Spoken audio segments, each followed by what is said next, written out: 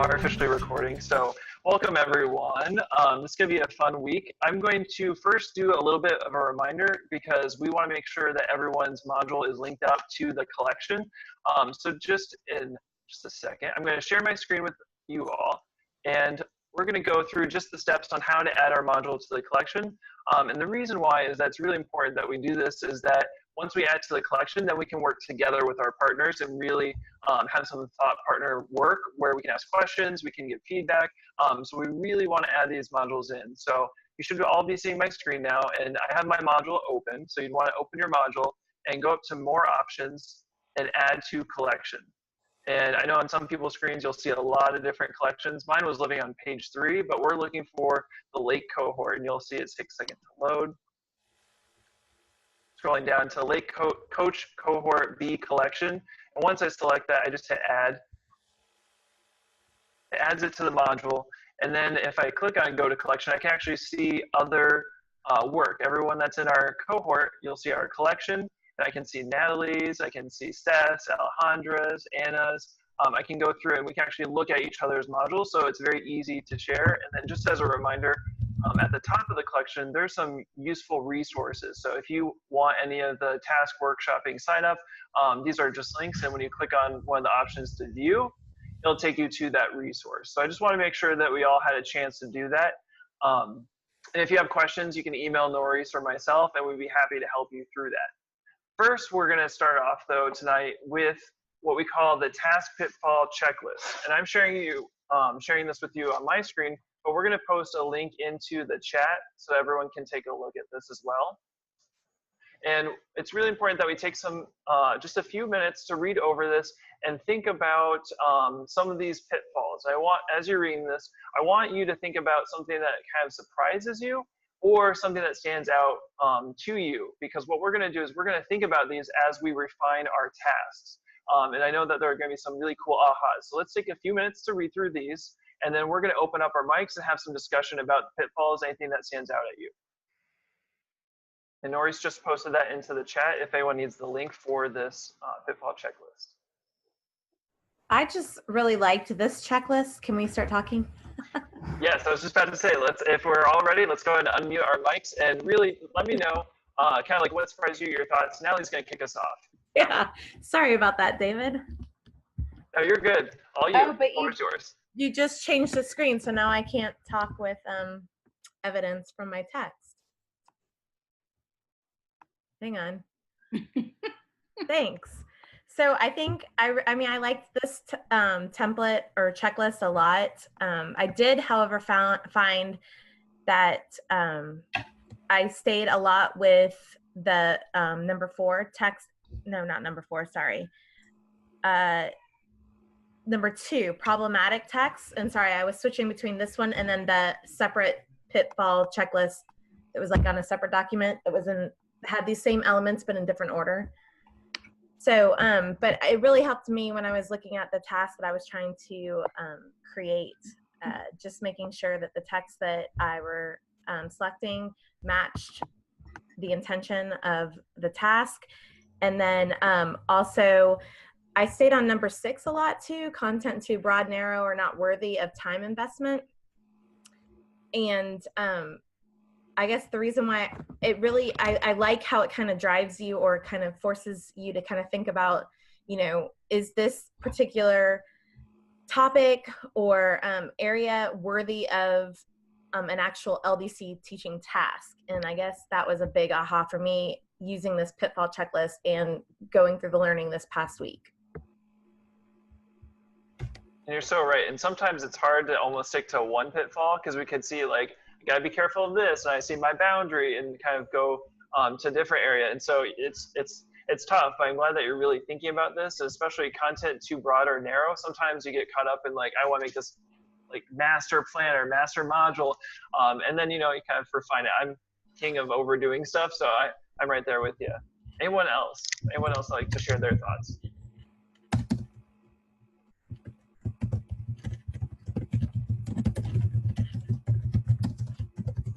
I think about that number 7, that built-in bias, and you know, a lot of ways to look at that word bias, but in the little description, is the teaching task constructed in such a way almost certainly result in most or all the students providing a rigid, predetermined response. And that is one that I think I'll be okay with in this module that I'm building, but definitely that was probably a huge pitfall in a lot of the essay prompts I designed back when I was teaching. I knew I was looking for one thing. I want to hear, you know, students come to this analysis instead of crafting in a way that would allow multiple perspectives, or at least more varied responses, if that makes sense. Definitely does. And I was going to kind of ask that with the rest of the group about number 4, text answering the question or room for multiple responses. Has anyone run into that before when they're creating a prompt or looking at like the task and looking at text? Yes. I have too, because in science, many things are just very cut and dry, and so it's very difficult to pick text sometimes because there's just one answer for it. So that's my biggest pitfall, is kind of what Natalie was saying and what Seth was saying. I kind of have like all 3 of those, because if there's a built-in bias for me, I know what the answer is supposed to be, and I kind of push them towards that. But then I also may pick texts that answer it right away. So that's where I'm at. So I'm going to put you on the spot just a little bit. So what was something, like, how did you overcome that? You identified the pitfall. What was one of your steps in order to get around that pitfall? What did you do? So this past time, the one that they're doing right now, I picked a case study that had multiple texts throughout it with multiple different point of views.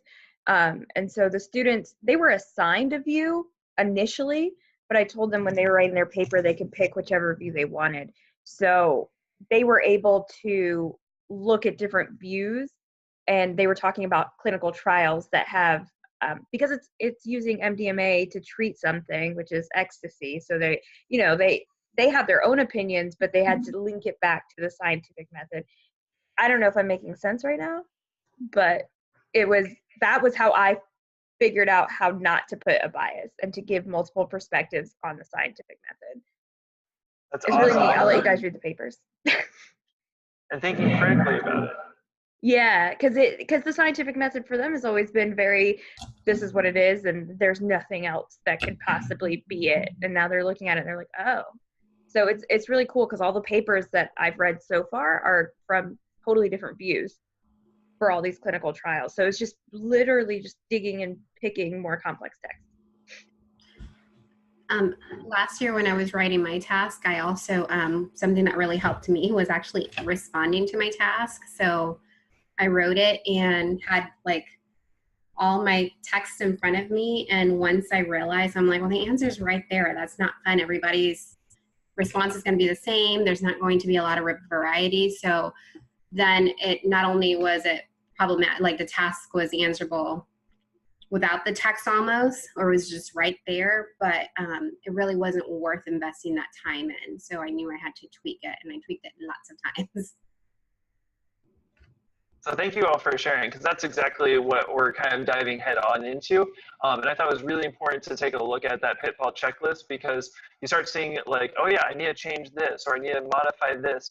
And that's what we're going to start talking about. And we're so blessed and lucky that we have someone that is coming to us all the way from Kentucky, and her name is Sherry, and she's going to actually walk us through the next part, which is she's going to model the task review, which is going into some of these pieces. So with that, I'm actually going to pass off to Sherry, and she's going to kick us off. Woohoo! Thank you, David. And actually, I did live in Kentucky for several years, but it's been a while. I live in Mississippi.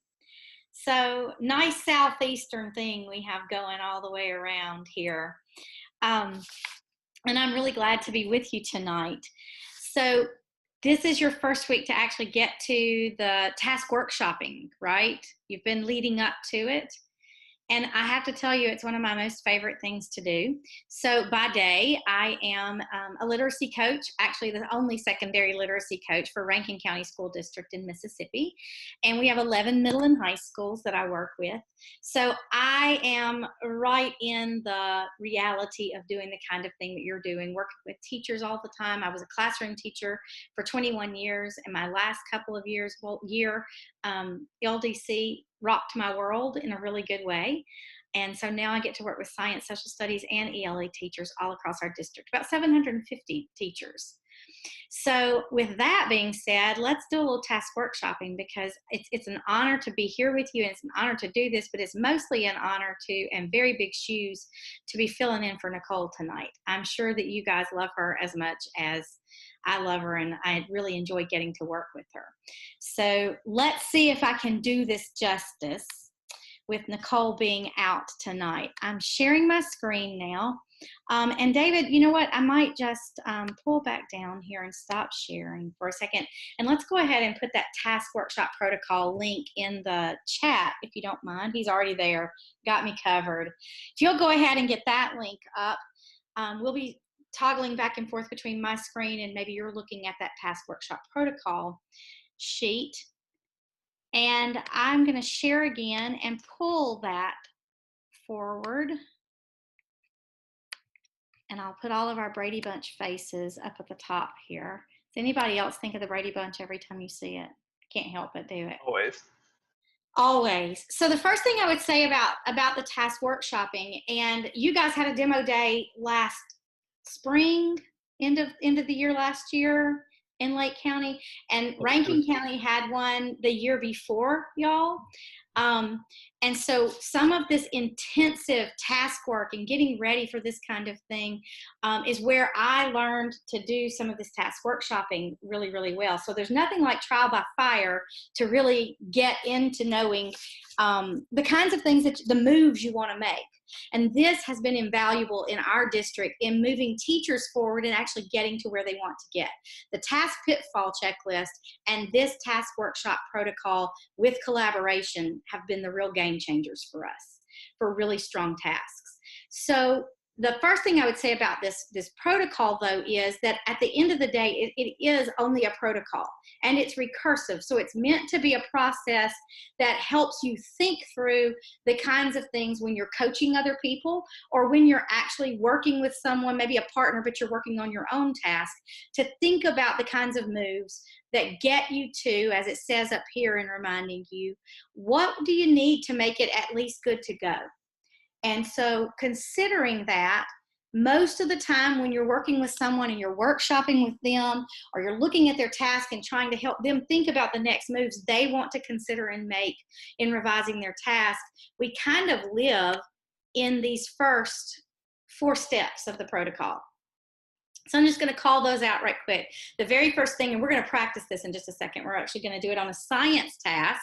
So Anna, you're going to be right there with me, okay? And if I say something unscience-y, you either have to forgive me or correct me, and I'll be okay either way, all right?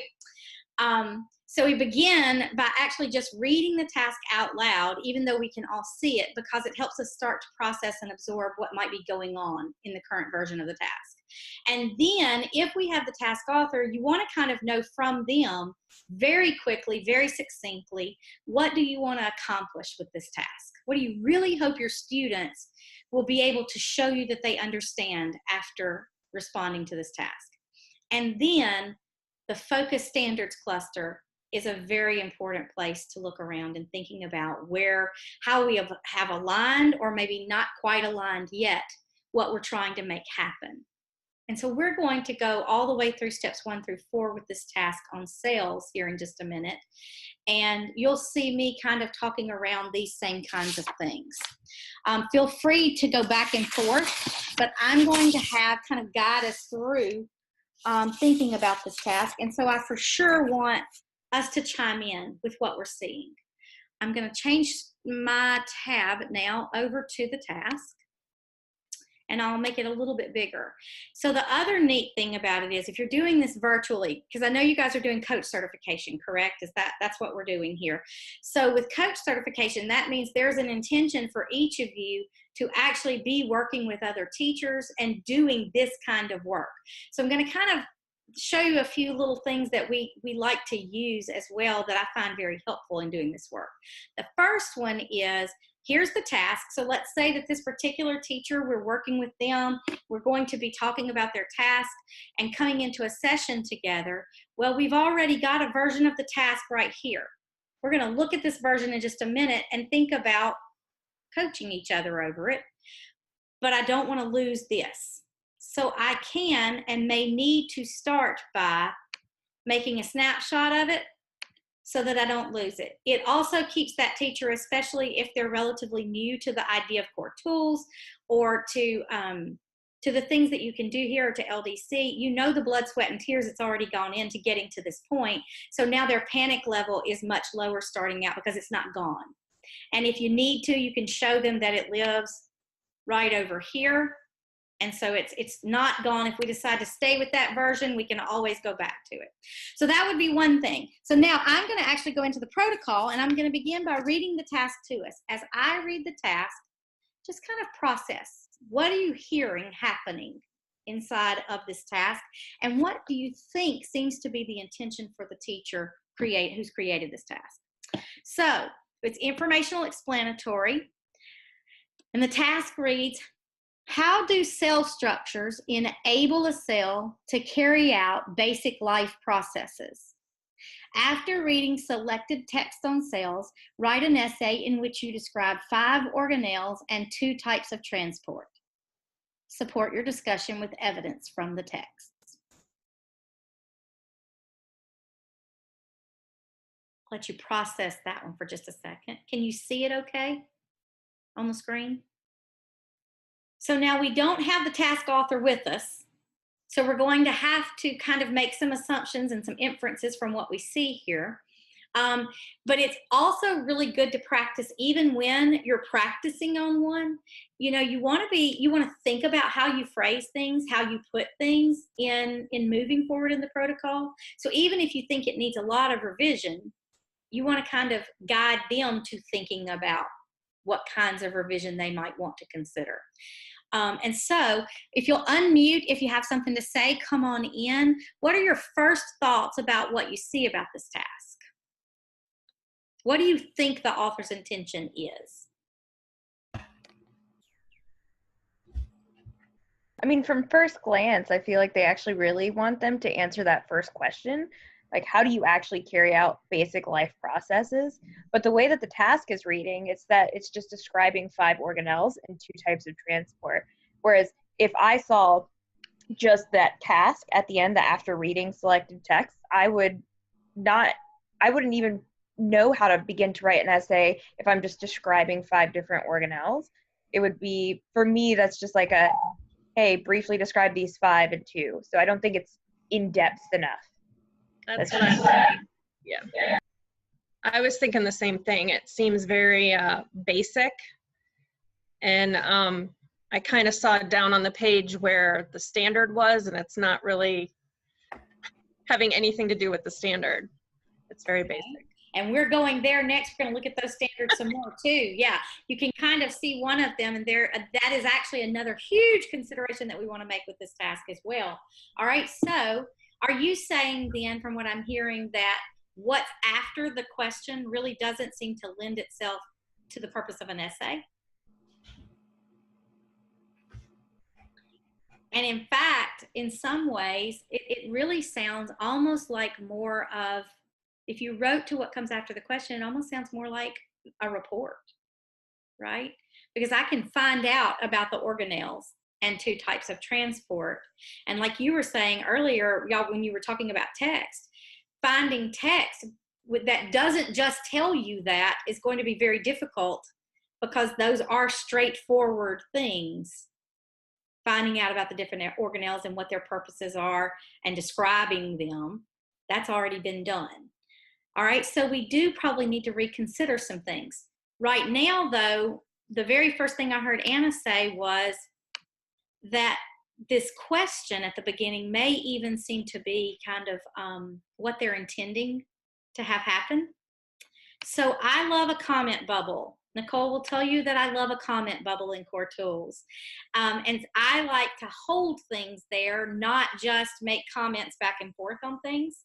Some other people choose to, they really like to use, I'm waiting, my internet must be kind of slow. Come on. There it goes. They like to use this overview part when they're workshopping, and they'll just open up the overview piece and go bump down below the last place that there's anything written in this part and use it to kind of be their drawing board. And I prefer the other. I think it's because I found comment bubbles first and fell in love with them, but you might want to consider either one of those things when you're workshopping together. So I'm going to keep us down here in this. All right, so we think that this question may be closer to the intention, and the rest of the task right now isn't leading to that kind of thinking. So with that in mind, let's go on down to the standards, and this might be the place where it's a little harder for you to see. I'm going to try to zoom it in just a little bit. Does that help some right there? So this is what the author, the task author, has marked as the focus standards.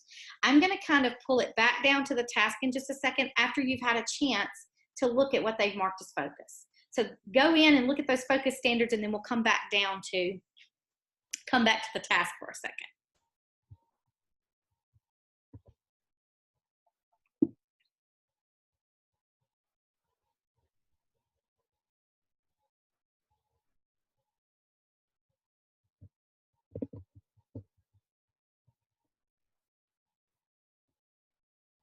All right, what are you noticing that you might want to coach around if you were coaching this particular task author?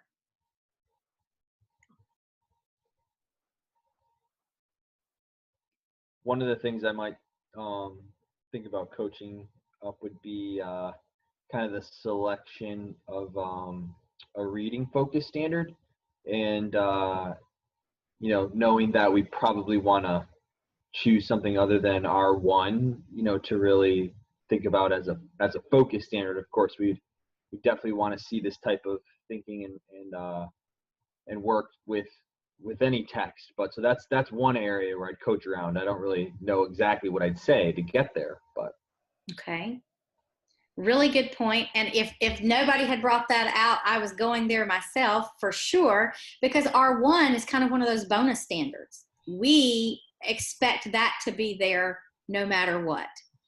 And one thing that always helps me with teachers in really making that click is the fact that this statement right here is embedded in every single task. You don't even have to put it in, and you can't remove it from the skeletons. Kind of indicates that this one is already living inside of your task no matter what you do.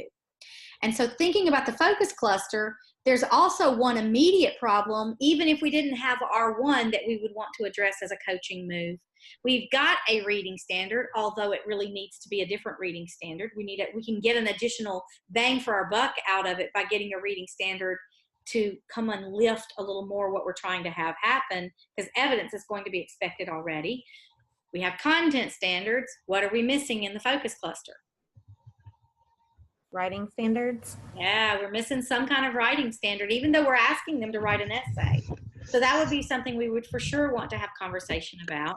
But now, is Anna our only science teacher on the call, or do we have other? I am too.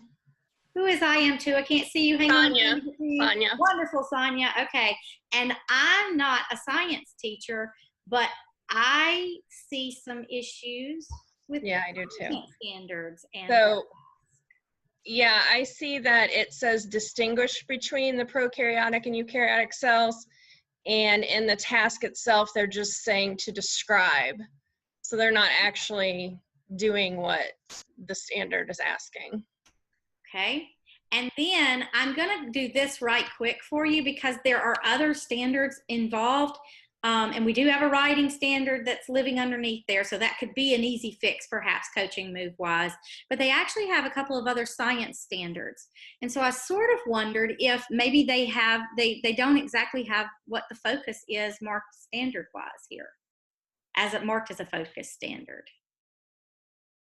And the reason I say that is because, did you notice the language of the task up here mentions organelles and transport, but the standards that actually have something to do with the organelles and the transport are not marked as focus.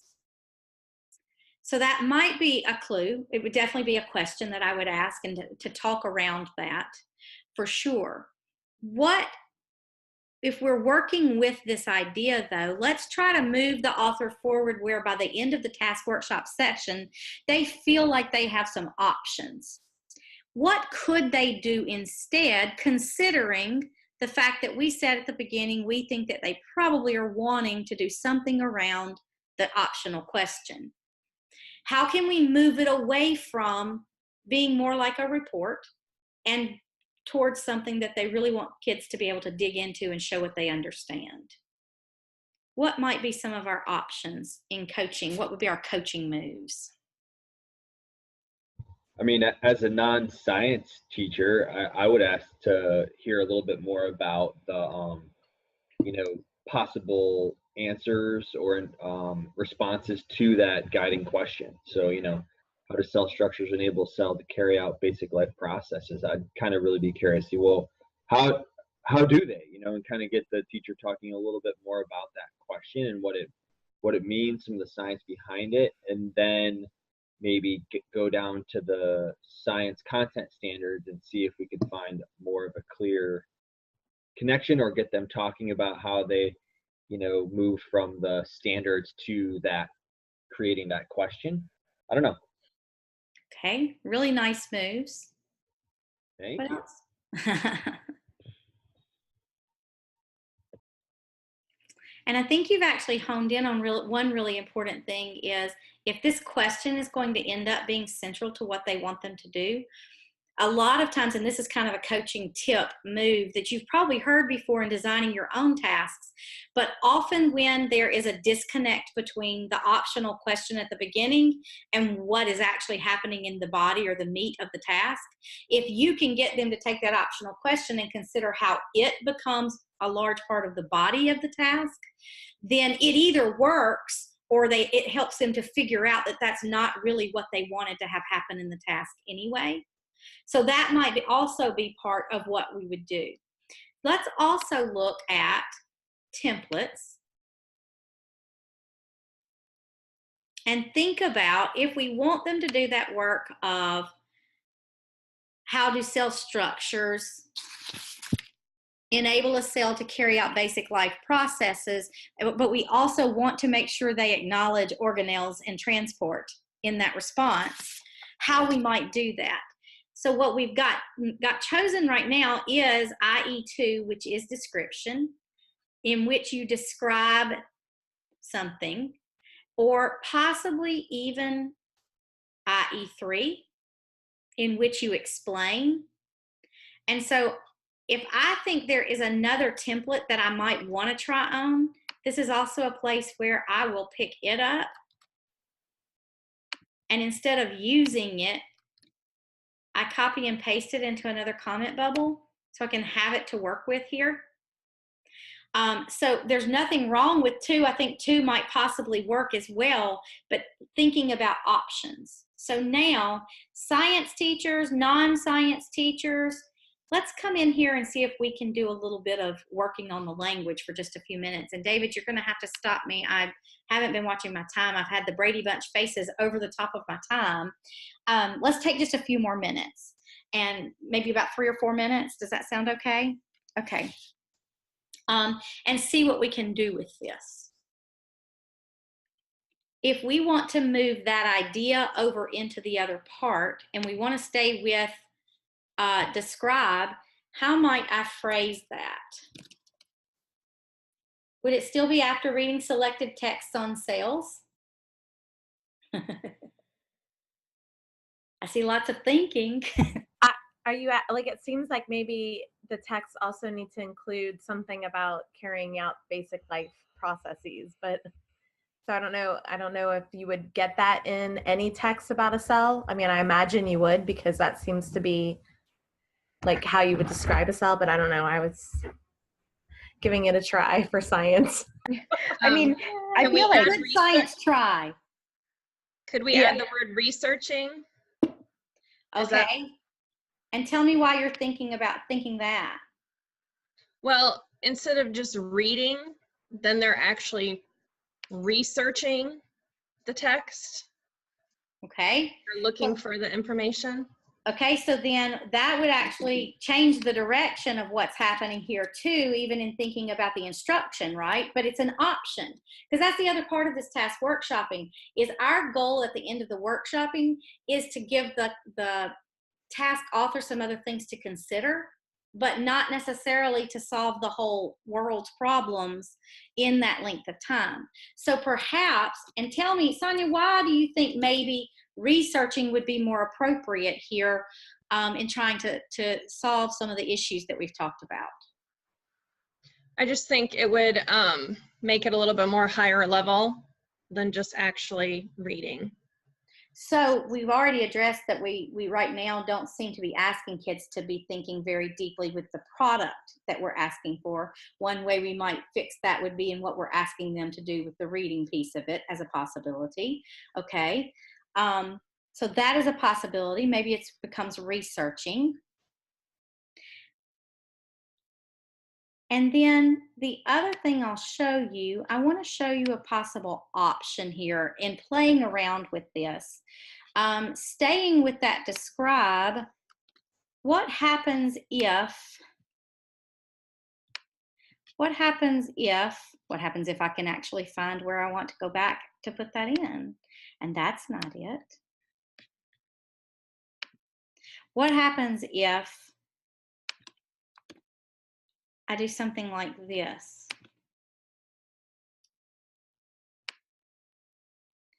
How is this different from what we see in the original task?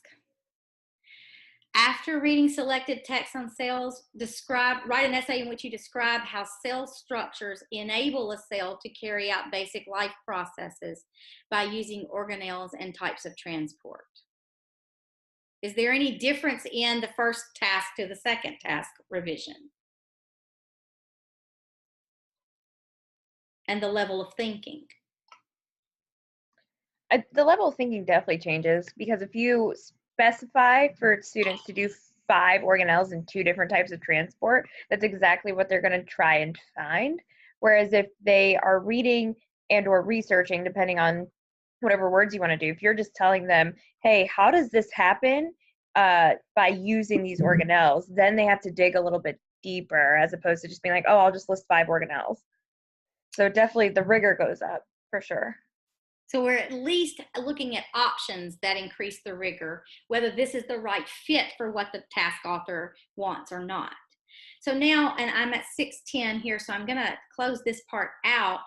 We have a couple of options of things they can consider, but I would also say, what are our top priority coaching moves in working with this task author? What really needs to happen before anything else happens with this task? I think they should start looking at text, because without good solid text, they're not going to get the product that they want, especially if it's a science prompt, because I've had that problem in the past. So text is going to be important. I would almost venture there to say there's something else that needs to happen before they even look at text. I mean, I'd still stick with where we've been, which is really honing in on that focus cluster of standards and get to a place where the focus cluster, reading, writing, and the science content standard are, especially that science content standard, more reflected in the task. So I know part of the workshopping protocol, we want to get to a little bit of that highlighting or color coding, or but you know, it's hard because you almost wonder if we can even do that yet until we do kind of what you just typed in. Consider revisiting the focus standards cluster and tighten alignment. And then I definitely, to echo Anna, down the road, I could see the text being pretty central. Absolutely. Like a next step. And you're right. which would also be, Seth, a really nice other coaching move that you could do in looking at this standards cluster, which we can't really fix tonight because we don't have the task author here.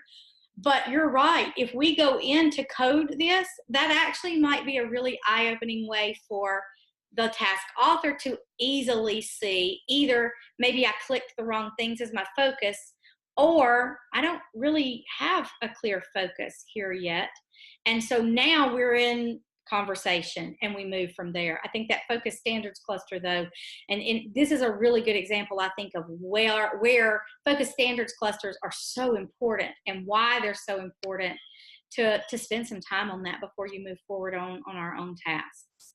So I hope you have a great time workshopping your own tasks coming up as a group.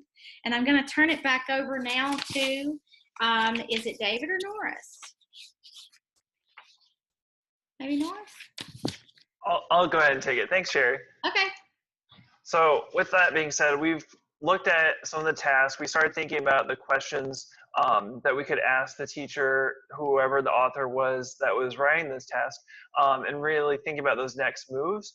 One thing that we thought would be really important is a document that really talks more about feedback. So we're going to post a link to this document in the chat. I'm going to share my screen as well, just so it's easy for you to see. And just one second. And this document is going to really allow us to look at what are some things that we can look for as we're helping teachers or anyone really develop different tasks. So I'm just going to share my screen now. I got everything going. So that's the feedback checklist. I'd like for us to go through and really take a minute to read through some of these different pieces. So how is this task prioritized, actionable, specific, standards-driven, supportive, and short? So let's take a minute to read, and then we're going to talk about it as a group. So now you've had a chance to read, let's go ahead and unmic. But thinking about some of those questions that we were asking about the task author, or asking to the task author, and really thinking about our feedback, we really want it to be actionable and specific and pointed towards specific pieces of that task. What were some things that you were thinking about as you read this checklist? I was actually thinking about the prioritize, like the first one, and that just happened to be a situation that I was kind of working with a teacher today, coaching. And, you know, sometimes there's just so much going on that you really have to make sure that the type of feedback that you're giving is focusing on the highest leverage move. So I was kind of staying there a little bit with this particular checklist. Awesome, thank you. And I think that's right. You really have to think about, like, what's one quick thing that we can have them work on? Like, what's the number one thing that they can fix or adjust or modify that would really move the work? So that might be one answer. I'm going to post it in the chat also. But what's one piece of feedback you would leave for the author of this task that we were just looking at, that cells that we were doing the workshop? Oh, I'm sorry. I didn't realize we were supposed to actually give a piece of feedback. No, sorry about that. I switched the game on you just now. I like supportive as well. I mean, you know, it's tough sometimes coaching others work because you want to be, you know, especially like one we just saw, right? There's some problems from the start that we kind of need to work through, but we just trying to do that in a supportive way as well, without being like overly general and to where nothing's really actionable or you know. Yeah, that's it. And I think you bring up a really good point there as well. What we did was go back in and prioritize right before we closed out that little session. And I don't know if you noticed, but even though I was right there with, quote unquote, with the task author, when I wrote in that comment bubble, I wrote, consider, you know, revisiting the focus standards cluster, because it'll make your task even tighter to what your purpose is. I didn't say those exact words, but even that is respectful and supportive of how we phrase things, even in what we put in the comment bubble or wherever we choose to use that feedback. Yeah, and I think that was something that Nicole and Kimba demonstrated to us in late last year, which was when we had teachers really starting this work. Our goal was not necessarily to walk out with exemplary tasks in 2 months. you know, we were going to do 3 instructional cycles, and we wanted people, you know, teachers like Anna, who's sitting here tonight, to, all right, let's get going on a task. That task as it stands, you might revise it several times. Go ahead and teach it. It's not going to hurt kids, right? But by the time you teach that same module next year, that task itself might change significantly. So, yeah, I appreciate what you said there, Sherry. Sorry, David, did not answer the question yet, but. No, it's okay. I love the dialogue, and that's what it's about. I like honest talk, but I want to hear if there are any other thoughts that you guys are thinking about or any other concerns with the feedback that we were talking about for that cells, or even just looking at feedback in general.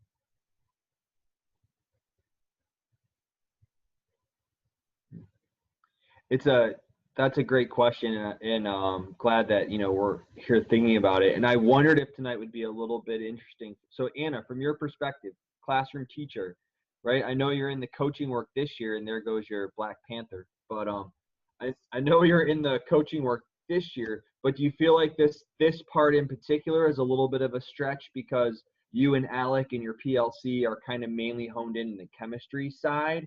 Do you feel like a little bit tentative on the feedback portion when you start thinking about working with other teachers, or how are you viewing tonight's content? I have to start looking at things, I think not from a science perspective, and that's my most difficult part that I have to do. Because for me, I always look at my focus standards first, but a lot of the times I can't find texts that go with those standards. So for me, then I start looking at text so I can go back and revisit my standards. So that's for other content, I can go back and be like, no, let's hone in on your focus standards first, and then we can pick text. So that's the only part that I'm tentative on, but I mean, I'm excited to start giving feedback to people if I can. So if that answered your question, I'm very off today. I'm sorry. No, it did.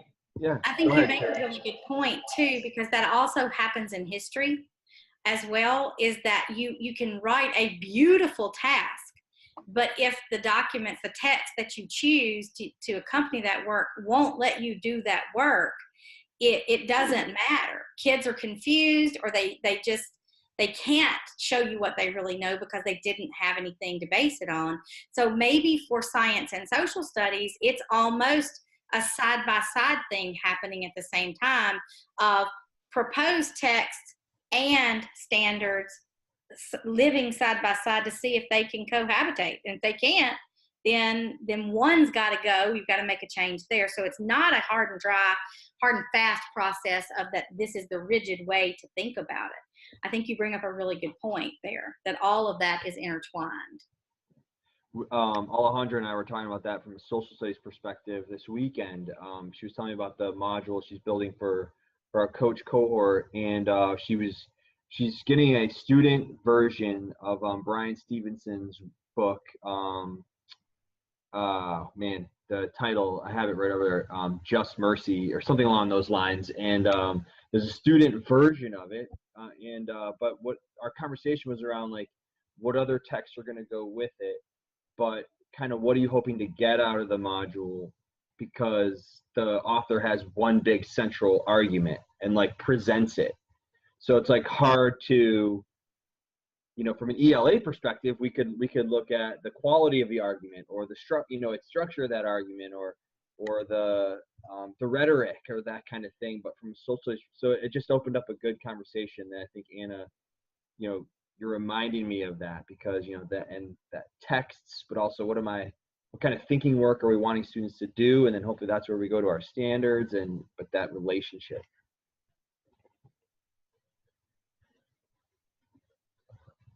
Definitely, and thank you guys for sharing. And it's tricky. It's hard to think about feedback sometimes, and like, what is our first step? And there's a lot of decisions to be made with this whole process. So we're just kind of getting the ball rolling, and, you know, we're here for you for support on this, because I like real talk. So I appreciate like having these moments where we can actually ask each other for help or maybe some advice, because it's a lot of think work for us to actually modify tasks and give feedback that can be useful for our teachers.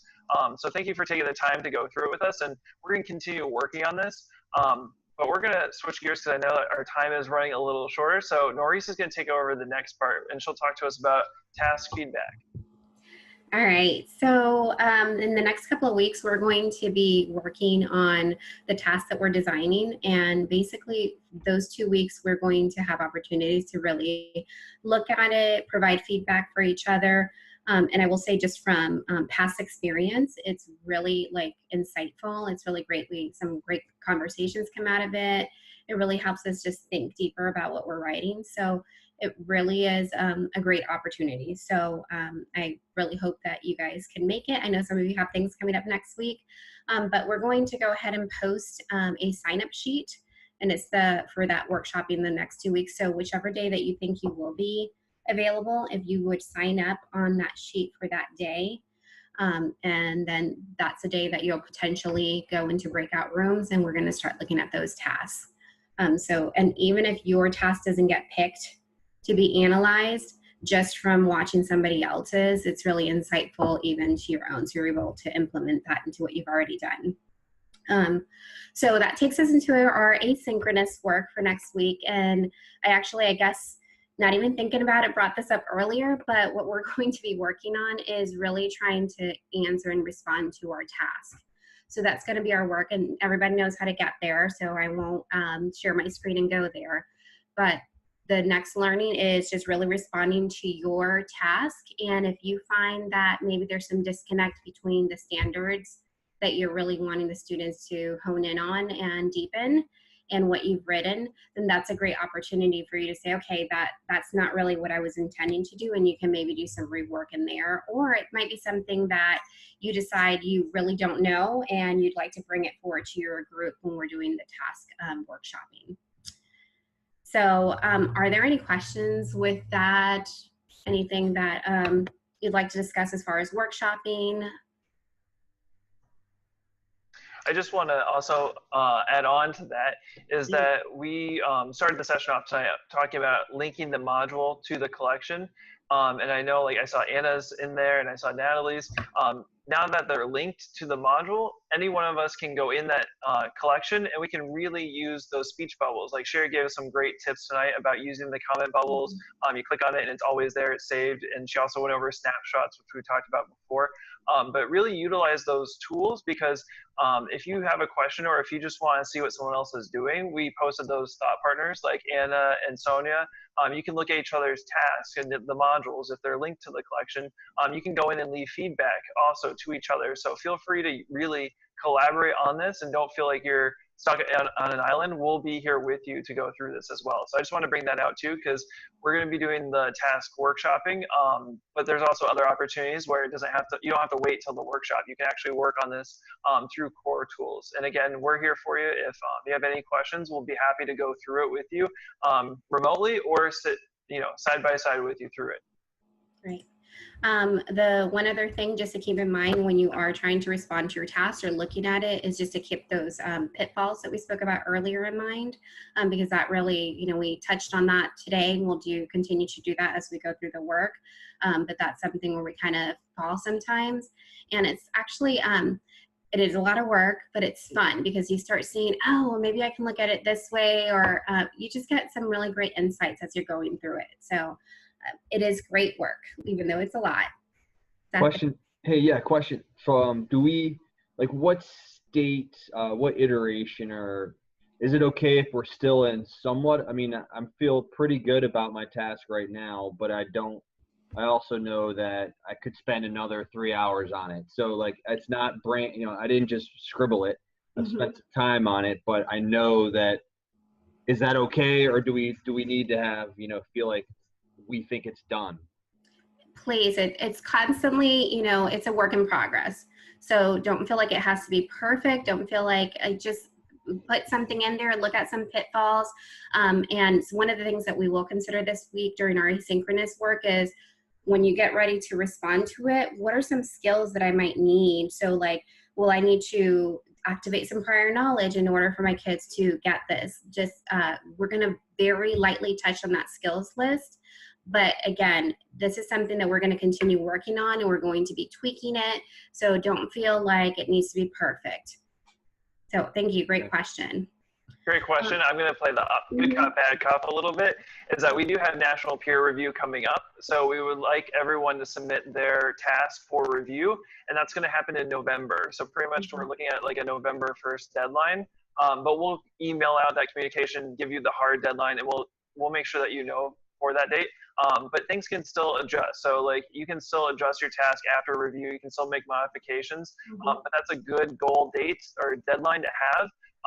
But like Nori said, just kind of get in, get your hands dirty, just start somewhere. Because for me, the hardest thing is really getting some words on the page and just starting. But once you start, then you can evolve and make some good edits and refine it. So just keep that in the back of your mind that national peer review is happening in November. Fantastic. And that I don't have to share my screen now, so that's fantastic. I will say that on October 17th, that's our next face-to-face learning. I know you guys got invites, but just to give you a quick reminder on that. And with that, we're going to do our final word whip. So as usual, it's one word or a short phrase that is resonating with you after today's session. If you go ahead and put that in the group and respond to each other, and then we'll come back together. All right, and does anybody want to add to any of the final word whips or phrases? All right, guys, so it's been a really great session. Thank you so much for just the engagement and your input. We're going to stick around for a few minutes. If you have any questions, feel free to just stay behind and we're happy to answer them. So have a great night and we will see you next week. And thanks, Sherry, for joining us all the way from Thank you, Mississippi. Sherry. Thanks for letting me join. It was a pleasure. Come back anytime.